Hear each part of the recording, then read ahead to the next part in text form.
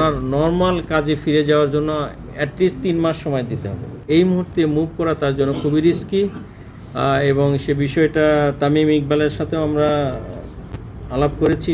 এটাই স্বাভাবিক, সর্বোচ্চ চিকিৎসা সুবিধা যেখানে থাকবে সেখানে মানুষ যেতে চাইবে, কিন্তু তার জন্য যাওয়াটা কতটা নিরাপদ এই বিষয়টাতে ওনার সাথে আলাপ করেছি। কখনো কখনো যে প্রাইমারি পিসিআই হয়েছে এটা একটা ফরেন বডি, সেখানে একটু রিয়াকশন হতে পারে, হার্ট নানাভাবে এটার উপর অ্যাকশন হতে পারে, রিয়াকশন হতে পারে। সো সব কিছু মিলে, এবং যে রিংটা লাগানো হয়েছে সেটা সাময়িকভাবে কোনোভাবে বন্ধ হয়ে যেতে পারে। আমি আমাদের জাতীয় হৃদরোগ ইনস্টিটিউট হাসপাতালের পরিচালক স্বনামধন্য কার্ডিওলজিস্ট প্রফেসর আব্দুল ওয়াদুদকে নিয়ে এবং ডাইরেক্টর হসপিটালকে নিয়ে আমরা এখানে এসেছি, এবং আপনারা অলরেডি জেনেছেন যে ওনার সার্বিক অবস্থা আলহামদুলিল্লাহ আশাব্যঞ্জক। কিন্তু কখনো কখনো যে প্রাইমারি পিসিআই হয়েছে এটা একটা ফরেন বডি, সেখানে একটু রিয়াকশন হতে পারে, হার্ট নানাভাবে এটার উপর অ্যাকশন হতে পারে, রিয়াকশন হতে পারে। সো সব কিছু মিলে, এবং যে রিংটা লাগানো হয়েছে সেটা সাময়িকভাবে কোনোভাবে বন্ধ হয়ে যেতে পারে। এই ঈদে জামা জুতো অ্যাক্সেসরিজের ডিসকাউন্ট। আমরা থ্রম্বোসিস বলি, সে রিস্কটা রয়েছে, যদিও সেটার পরিসংখ্যানের খুবই কম, কিন্তু হতে পারে সেই আশঙ্কা রয়েছে।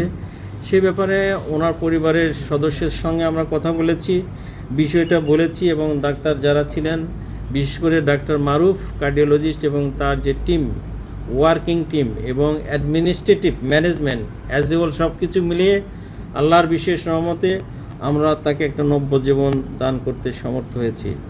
এই বিষয়ে স্বাস্থ্য মন্ত্রণালয় তথা স্বাস্থ্য অধিদপ্তরের পক্ষ থেকে আমি তাদেরকে কৃতজ্ঞ ভরে আন্তরিক ধন্যবাদ জানাচ্ছি এবং অভিনন্দন জানাচ্ছি। এখন ওনার পরিবারের সদস্যদের সাথে আমার আলাপ হয়েছে, আমাদের হার্ট ফাউন্ডেশনের কার্ডিয়াক সার্জন ফারুক স্যার ওনার আত্মীয়, তার সঙ্গে ওনারা আলাপ করবেন। এই মুহূর্তে মুভ করা তার জন্য খুবই রিস্কি, এবং সে বিষয়টা তামিম ইকবালের সাথেও আমরা আলাপ করেছি। এটাই স্বাভাবিক, সর্বোচ্চ চিকিৎসা সুবিধা যেখানে থাকবে সেখানে মানুষ যেতে চাইবে, কিন্তু তার জন্য যাওয়াটা কতটা নিরাপদ এই বিষয়টাতে ওনার সাথে আলাপ করেছি। যদিও এটা ওনাদের পারিবারিক সিদ্ধান্ত, কিন্তু আমাদের ডাক্তারদের সিদ্ধান্তকে অ্যাকচুয়ালি সম্মান স্বরূপ এটাকে মেনে না চললে যে আশঙ্কাটুকু থাকে সেটা সম্পর্কে আমরা তো ভবিষ্যৎ বলতে পারবো। রুগীর সাথে ডাক্তারের কিছু সম্পর্ক থাকে যেগুলো অন্যের কাছে ডিসক্লোজ করা সমীচীন নয়।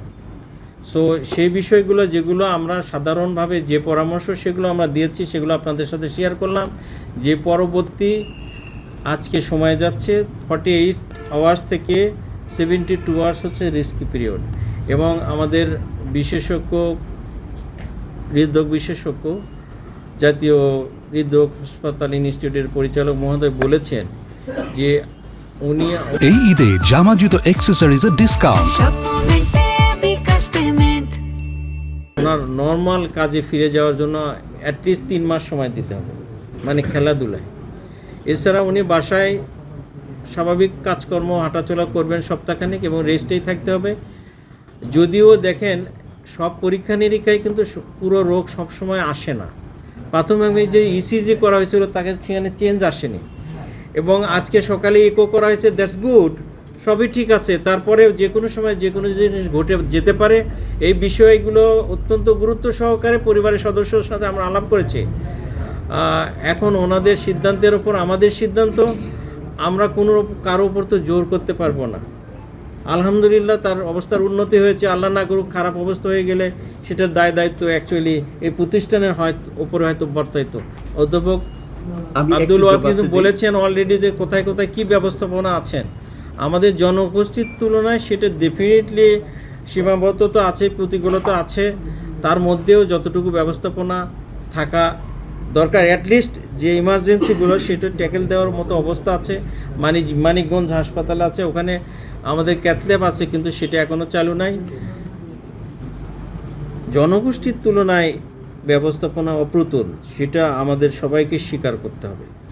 এখন এটা একটা বিশেষ ব্যবস্থাপনা, সাধারণ ব্যবস্থাপনা, মানসম্পন্ন চিকিৎসা সেবা আমরা মানুষের দোরগোড়ায় নিয়ে যেতে চাই, এবং অন্তর্বর্তীকালীন সরকার তথা মন্ত্রণালয় সেভাবে কাজ করে যাচ্ছে। একটা জিনিসের জন্য সময় দিতে হবে, সুযোগ দিতে হবে, সাপোর্ট দিতে হবে, সব কিছু মিলে আপনাদের সাপোর্ট আমরা এক্সপেক্ট করি।